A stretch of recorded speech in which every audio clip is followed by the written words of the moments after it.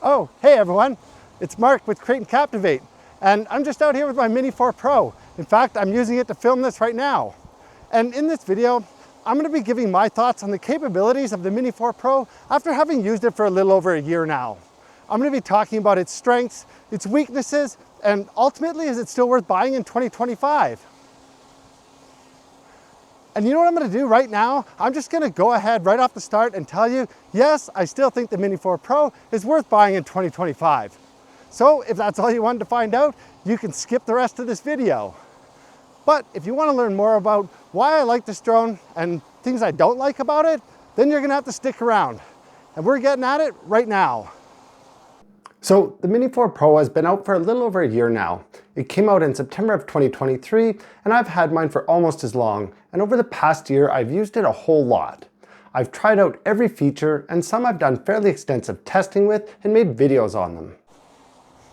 But all features aside, the reason I choose to fly the Mini 4 Pro more over other drones is because of its size and weight.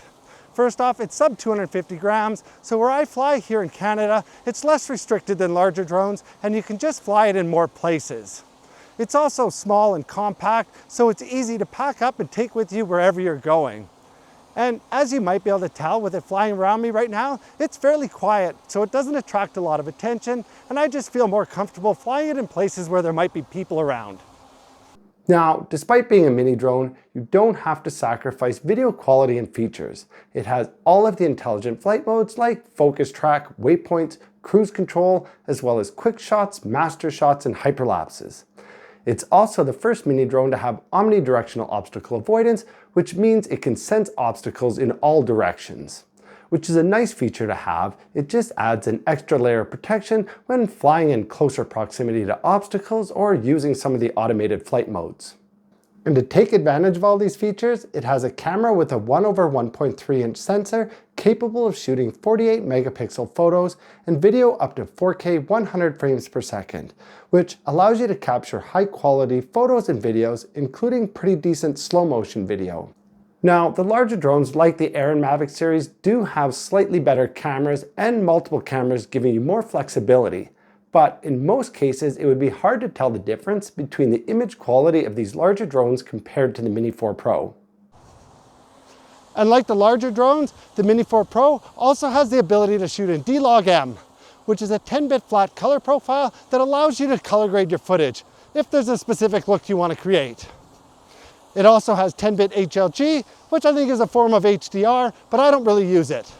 In fact, I mostly just use the normal color mode, which is an 8-bit color profile, and with some adjustments to the camera settings, I can easily capture photos and videos that are high enough quality for my purpose, and it saves me time in editing. One thing the Mini 4 Pro has that the Air and Mavic series doesn't have is the ability to rotate the camera and capture vertical photos and videos using the full camera sensor. That way, you don't have to crop in on your footage if you want it in a vertical format, leaving you with the full resolution to work with. If you're going to be flying at night, the Mini 4 Pro also has night mode. But really, because the camera is a fixed f1.7 aperture, it already lets in a lot of light. So I think using normal video mode works just fine at night. But because of the fixed aperture, during the day, the camera is going to let in too much light. So in order to compensate for that and get proper exposure, you either have to increase your shutter speed or use ND filters. And what higher shutter speeds do is sharpen your footage, and that's not supposed to look natural.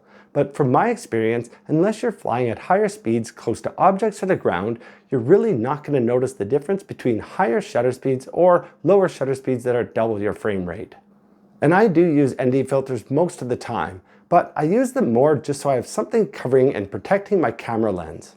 If you're not using ND filters, there are settings to adjust the level of sharpness applied in the camera software, so you can also turn that down to somewhat counter the effects of using higher shutter speeds. Now, one of the disadvantages of using a small lightweight drone is it is affected more by the wind, but it does handle wind very well. I've flown it in 30+ km/h winds, and it can still capture smooth footage because the camera gimbal works very well to keep the shot stable. Where you will notice the wind more is in the battery life. Because of its size and weight, it has to work harder to fight the wind, so you will notice a decrease in flight time when flying in higher winds. Also, to keep the drone under the 250-gram limit, the batteries have to be smaller and lighter. So even in ideal conditions, your flight times are still limited to somewhere around 20 minutes. However, in some places like here in Canada, you can get larger batteries. It does put the drone over the 250-gram limit, but it gives you flight times upwards of around 35 minutes. And that's one thing, if you're considering purchasing the Mini 4 Pro, I would highly recommend the Fly More combo. That way, you get a total of 3 batteries and a charger, and you also get the RC2 controller, which has a built-in screen so you don't have to connect your phone when flying. And it all comes in this compact carrying case. Everything you need, including the drone, controller, and batteries, easily fits inside this small case. Some other features that are available to you, if you happen to have the DJI goggles, that includes the Goggles Integra, the Goggles 2, and the Goggles 3.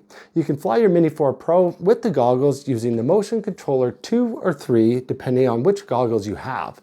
You can also fly with the RC2 controller if you have the Goggles 3, which is pretty cool. It certainly offers a different flying experience.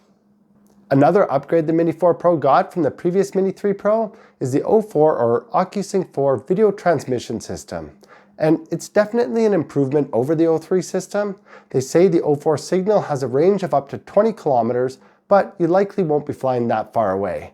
Where you will notice a difference is in the signal penetration and tolerance to interference. So when you're flying in places that are more populated that may have more interference, or around objects like trees or buildings, the O4 signal will hold up better than the O3 did. And that's certainly a nice improvement to have. So after everything I've talked about in this video, I would have to say there really isn't anything I dislike about the Mini 4 Pro if you take into consideration what it is. It's a sub 250-gram drone, so yes, it will have its limitations. For instance, you won't get the image quality you would expect from a high-end professional camera, and it's not going to be as stable as a larger drone or get equivalent flight times. But what you do get, all packed into this small lightweight drone that is convenient to transport and use, is pretty impressive. And even still, after it's been out for over a year, there isn't a Mini 5 Pro yet, so I still think it's the best mini camera drone out there. And those are my thoughts on the Mini 4 Pro after having used it for over a year. I hope you found this video informative, and thanks for watching. I'll see you on the next one. Oh yeah, maybe check out this video right here, or check out one of my other videos.